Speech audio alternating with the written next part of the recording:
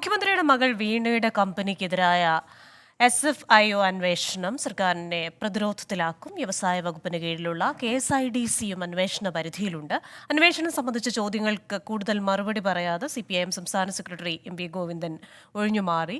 അന്വേഷണം കോടതി വിധിക്കെതിരെന്ന് CPIM കേന്ദ്ര കമ്മിറ്റി അംഗം AK ബാലൻ. കോടതിയുടെ പരിഗണനയിലുള്ള കേസിൽ കോടതിയുടെ അനുമതിയില്ലാതെ എങ്ങനെയാണ് അന്വേഷണം നടത്തുകയെന്നും വിമർശനം.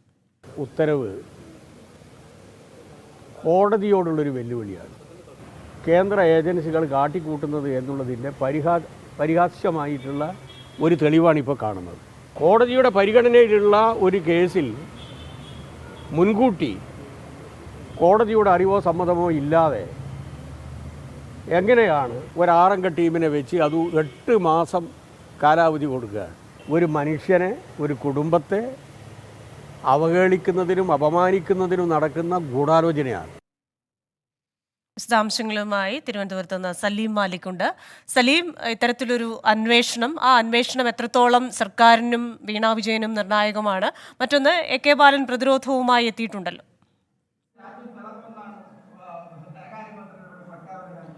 ക്രിസ്റ്റീന, എക്സാലോജിക്കിനെതിരായ അന്വേഷണം അത് SFIO ഏറ്റെടുക്കും എന്നുള്ളത് അത് സർക്കാർ നേരത്തെ തന്നെ മനസ്സിലാക്കിയതാണ്. പക്ഷേ അതുകൊണ്ട് മാത്രം ഇതിനെ ഒരു രാഷ്ട്രീയ വേട്ട എന്ന നിലയിൽ മാത്രം പ്രതിരോധിക്കാൻ CPIMനോ സർക്കാരിനോ കഴിയില്ല എന്നുള്ളതാണ് ഏറ്റവും പ്രധാനപ്പെട്ട വസ്തുത.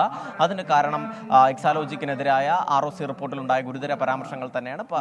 പല രേഖകളും ആവശ്യപ്പെട്ടിട്ടും ആ രേഖകളൊന്നും ഹാജരാക്കാൻ കഴിഞ്ഞില്ല എന്നുള്ളതായിരുന്നു ROC റിപ്പോർട്ട്. GST അടച്ച രേഖ മാത്രമായിരുന്നു ഹാജരാക്കാൻ കഴിഞ്ഞത്. അതുകൊണ്ട് തന്നെ തുടരന്വേഷണത്തിന് തടസ്സമില്ല എന്നുള്ളൊരു വാദം ഉയർത്തിയിരുന്നു. മാത്രമല്ല ഹൈക്കോടതി തന്നെ മറ്റേതെങ്കിലും തരത്തിലുള്ള അന്വേഷണം അതല്ലെങ്കിൽ SFIOയുടെ അന്വേഷണം നടത്തുന്നതിലും തെറ്റില്ല എന്നുള്ളൊരു പ്രസ്താവന നടത്തിയിരുന്നു. അതിന് തൊട്ടു പിന്നാലെയാണ് ഈ കേസിൽ SFIO അന്വേഷണം ഏറ്റെടുക്കുന്നത് എന്നുള്ളതാണ് പ്രധാനപ്പെട്ട കാര്യം. മാത്രമല്ല ആ ദിവസത്തിന് കൂടി ഒരു പ്രത്യേകതയുണ്ട്. അതാണ് CPIM രാഷ്ട്രീയ ആയുധമായി ഉയർത്തുന്നത്. കാരണം ഈ കേസ് SFIO ഏറ്റെടുക്കണം എന്നുള്ളത് കേസിലെ എക്സാലോജിക്കിനെതിരായ കേസിലെ പരാതിക്കാരനായ ഷോൺ ജോർജിന്റെ ആവശ്യമായിരുന്നു. ഷോൺ ജോർജിന്റെ പിതാവ് PC ജോർജ് BJPയിൽ ചേർന്ന അതേ ദിവസമാണ് SFIO അന്വേഷണം ഏറ്റെടുക്കുന്നത് എന്നുള്ളതാണ് ഏറ്റവും പ്രധാനപ്പെട്ട കാര്യം. ആ നിലയിൽ ഒരു രാഷ്ട്രീയ പ്രതിരോധം CPIM തീർക്കുന്നുണ്ട്. അതേസമയം CPIM സംസ്ഥാന സെക്രട്ടറി MV ഗോവിന്ദനാവട്ടെ ഇതുമായി ബന്ധപ്പെട്ട ചോദ്യങ്ങളിൽ നിന്ന് ഒഴിഞ്ഞുമാറുകയാണ് ചെയ്തത്. CBI വന്നാലും പ്രശ്നമില്ല എന്നുള്ള ഒറ്റവരി മറുപടിയിൽ അത് നിർത്തുകയാണ് ചെയ്തത്. എന്തായാലും 8 മാസത്തിനുള്ളിൽ അന്വേഷണം പൂർത്തിയാക്കി റിപ്പോർട്ട് സമർപ്പിക്കാനാണ് SFIOയ്ക്ക് കിട്ടിയിരിക്കുന്ന നിർദ്ദേശം. 6 അംഗ സംഘമാണ് ഇതുമായി ബന്ധപ്പെട്ട കേസ് ഇത് അന്വേഷിക്കുന്നത്. പ്രത്യേകിച്ചും എക്സാലോജിക്കും ഒപ്പം CMRലും തമ്മിലുള്ള ഇടപാട് അതുമായി ബന്ധപ്പെട്ട എന്ത് കാര്യത്തിനാണ്, എന്ത് സേവനത്തിനാണ് പണം നൽകിയത് എന്നുള്ളത് തന്നെയാണ് ഇതുമായി ബന്ധപ്പെട്ട അന്വേഷണത്തിലെ ഏറ്റവും പ്രധാനപ്പെട്ട ചോദ്യം. ക്രിസ്റ്റീന, ശരി. തിരുവനന്തപുരത്ത് നിന്ന് വിശദാംശങ്ങൾ നൽകിയത് സലീം മാലിക്കാണ്.